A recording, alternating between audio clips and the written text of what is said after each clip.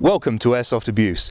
This is the feature where we try to answer some of the most unusual and usually pointless questions asked by the airsoft community. This time we were going to try and put a hole in this piece of wood with an airsoft gun, but the success of last time's Glock underwater shooting section really got us thinking. Could we mete out all the punishment to an airsoft Glock that has in the past been meted out to a real Glock? Well, we're going to find out.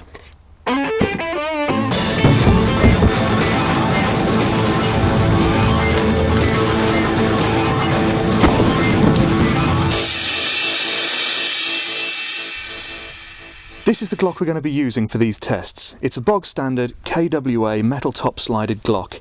It's about 3 years old, it's never gone wrong, it's never had an upgrade, and it's fired well over 5,000 shots.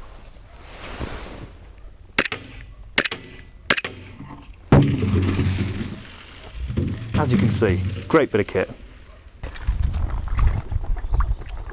On the last show, we kicked things off by dunking our Glock in water and then test firing it. It worked. We also did the second test and found out that it could actually shoot underwater.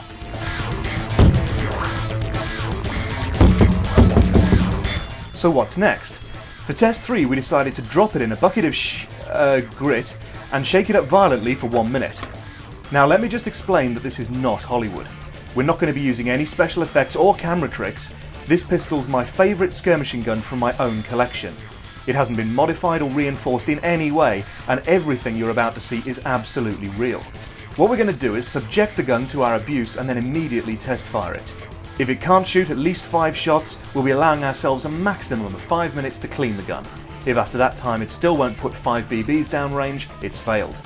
With the exception of spare magazines, absolutely no replacement parts will be allowed in the gun, and all tests will be done one after another with the same pistol. So let's start giving this gun some grief.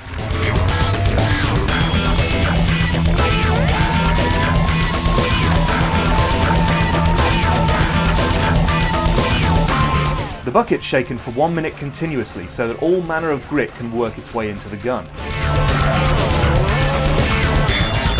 So, have we killed it?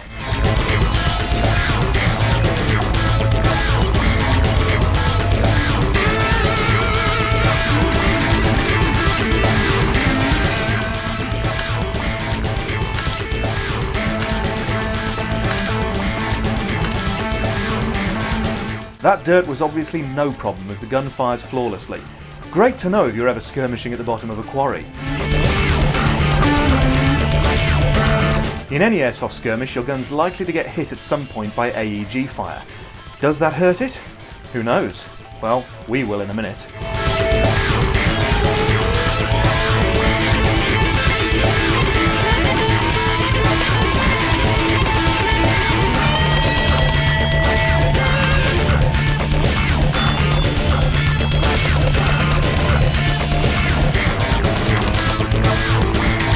It looks like the Glock's standing up pretty well so far, but let's keep shooting just to make sure.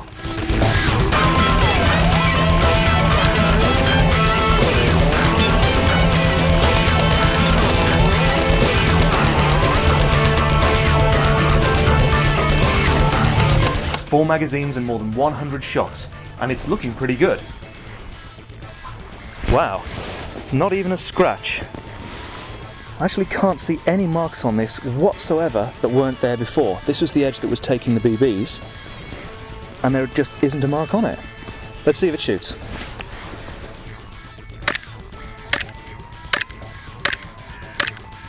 Yep, there's the 5 rounds, shoots fine. On with the next test. So that's test 4 passed. But that was only 1 joule. What about an 8 foot-pound air rifle? 8 foot-pounds is about 10 times more powerful than the Airsoft AEG, and it's firing metal pellets, not plastic.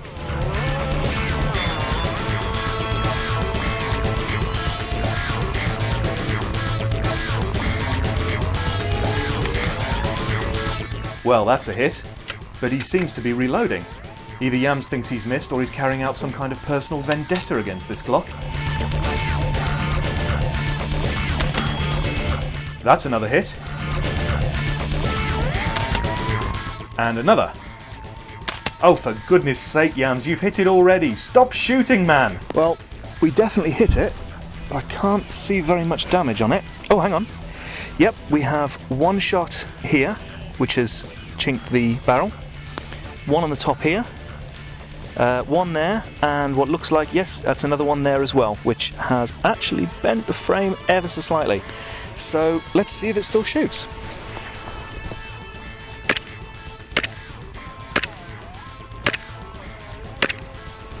It certainly does. Right, what can we do to it next? So, the bucket of grit didn't stop the Glock. The AEG was about as destructive as a ham sandwich.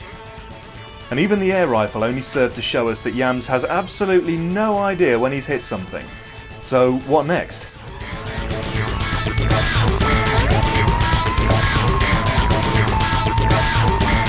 Okay, so shooting the Glock with a 12 gauge shotgun does sound stupid, but we're going to do it anyway.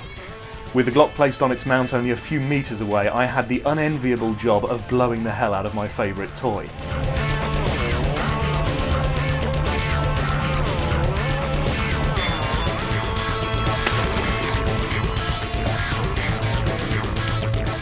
That was great. Now let's have a look and see what damage it's done. Okay, whatever it is, it's only superficial. We've got a few hits where the shot has actually impacted, a little bit of bent metal there, impacted the grip, there, a few places, one there. Looks like about 7 or 8 hits, so it has definitely been shot with a 12 gauge shotgun. Should we see if it still shoots?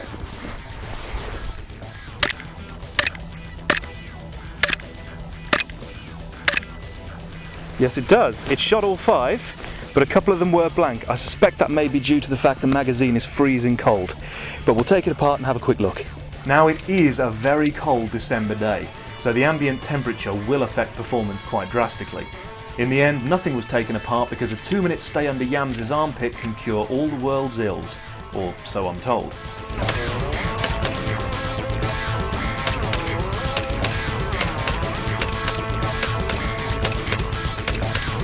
And the Glock fired an entire magazine of BBs perfectly, even after taking a direct hit with a 12 gauge shotgun.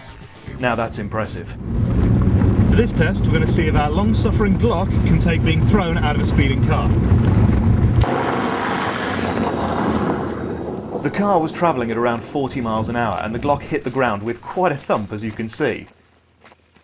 After it had bounced and flipped a few times and severely traumatised a nearby field mouse, it was time to take a close look at the damage.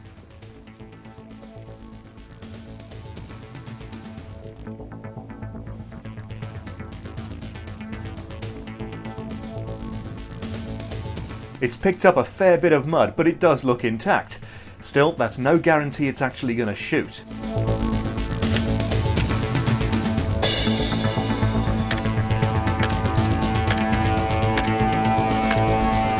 That's all 5 shots fired. Excellent.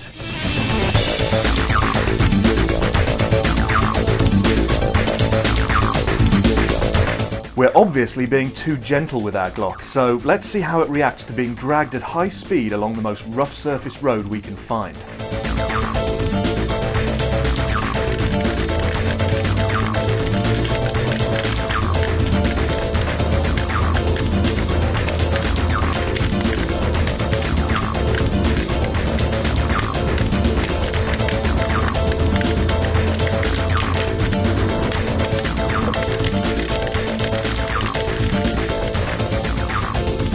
Oh dear, that looked bad. Okay, firstly, it's plain to see that the magazine's base plate is just gone, and so are the internals. The rear sight's left-hand side has been smashed clean off, and the front sight has mysteriously vanished. The slide's been scratched up pretty badly too. This doesn't look good.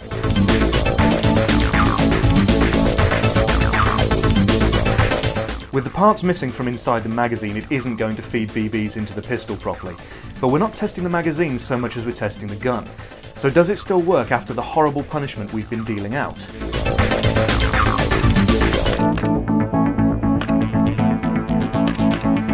Oh yes, surprisingly, and despite all of the damage it's suffered so far, it's still firing. Now, where did those missing parts go?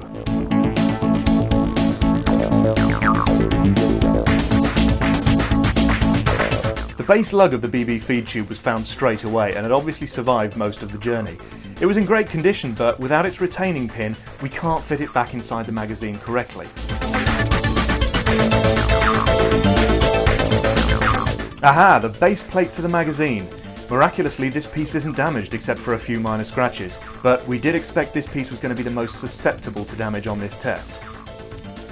Now, the confrontation between the Glock and the road wasn't quite as one-sided as you might think. Looking at the track's surface reveals some deep and heavy impact marks where the Glock fought back. Those small potholes were found all the way up the road where the Glock had decided to prove it was the tougher contender. Okay, so our Glock 19 did take a fair bit of punishment there. You can see the scratches all over it, and it does still shoot. The only thing that was damaged was the BB feed tube on the magazine, and even that's repairable if we had the parts. So we're going to put a new magazine in the gun and carry on with the testing. Next up, I wonder if it can be run over. For test 9, we're pitching the Glock against a 1.5-ton sports car. This isn't going to be a slow speed encounter either. It's a maximum power slam against this stone-clad concrete road. Chances are either the Glock or the car's tyres are going to end up as scrap after this test, but only time will tell, so cue the abuse.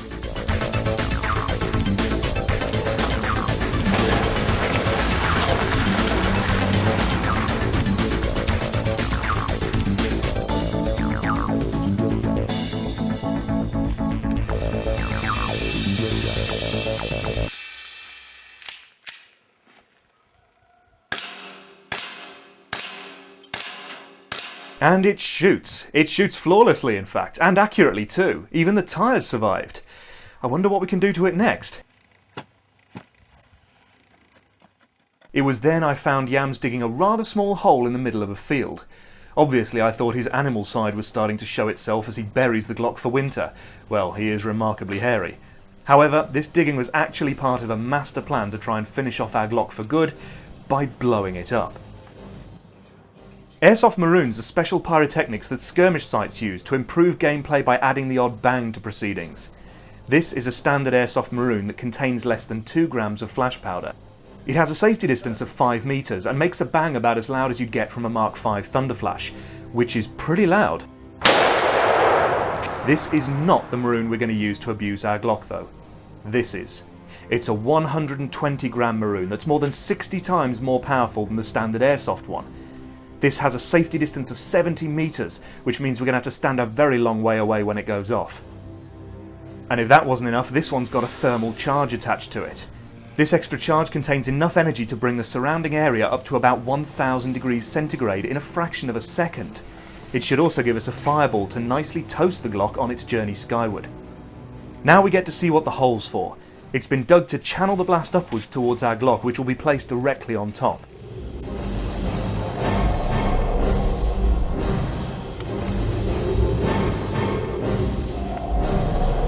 There's only going to be 1 inch of dirt between the charge and the ill-fated Glock, so while Yams pats down the earth and runs the cable up to the 70-meter safety boundary, I check the skies for any low-flying aircraft that might end up with a flaming Glock embedded in the nose cone. We've also placed a blast-proof camera only 20 meters away to give us a good close-up view of the devastation, and it can clearly see Yams placing the Glock on the mark and walking calmly away. Now, I know at the moment you're probably thinking, why is this a valid test? I'm never going to blow my Glock up. Well, let me say this. My watch is waterproof to 500 meters. Now, I'm never going to go down that far, ever. But it is nice to know it'll be okay if I drop it in the bath. Hope it's going to survive. Wow, what a bang! Of course, it didn't look that big from where we were standing, but we were over 70 meters away. The blast-proof camera, however, was 20 meters away.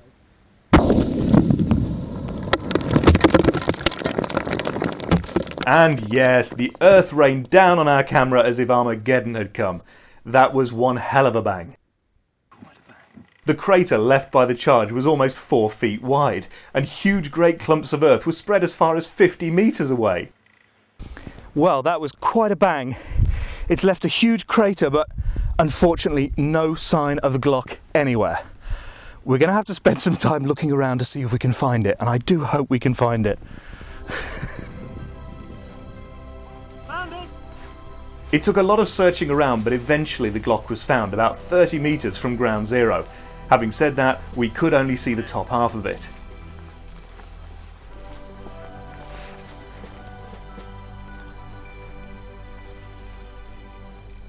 The reason we could only see the top half was because the gun had been blasted into the stratosphere with such force, the bottom half had rammed itself deep into the earth on its return, and it wasn't coming out without a fight.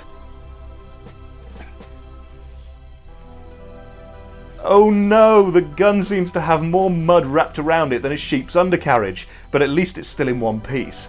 Getting this thing working might be difficult, and I don't like difficult, so I'll just give it an aggressive bashing.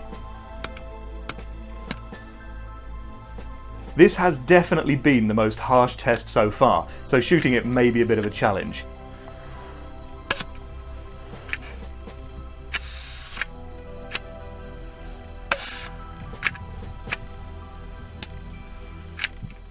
No, we've killed it! My Glock is dead! Okay, so it seems like you actually have to blow one of these up to stop it from working. That's pretty impressive. Ah, but we forgot about our rule that says we're allowed 5 minutes to clean the gun. So I grabbed the silicone oil and the dirty rag and set to work. After the 5 minutes were up, the Glock went back together and I gave it a go.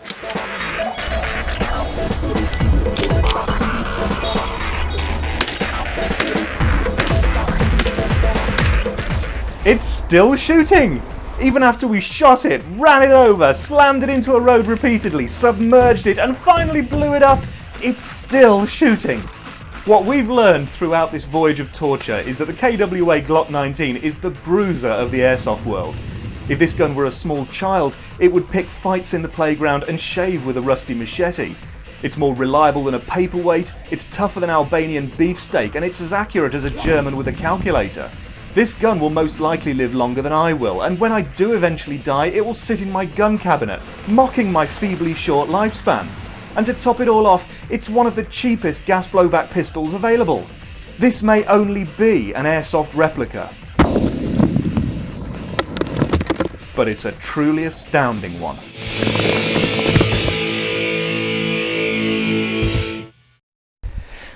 This has been Airsoft Abuse, where we find the answers no one knows to the questions everyone's asking. If you've got a question for us and you want us to find the answers, email us at abuse@airsoftguide.co.uk and we'll do our best to find out.